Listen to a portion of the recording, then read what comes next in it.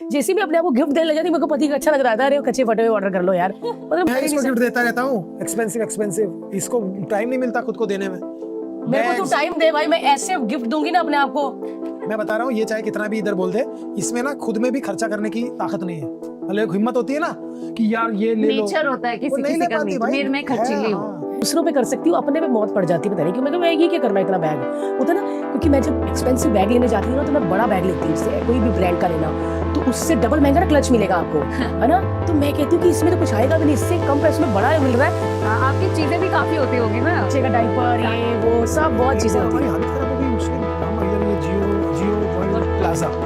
Plaza में गए, वहाँ पे कौन सा ब्रांड था हमारे पास? डियोर। और हाँ, इतना बैग मतलब एक बैग था 8.5 लाख का, जितना छोटा है उतना प्राइस। था कुछ 15 लाख का, एक था कुछ 25 लाख का।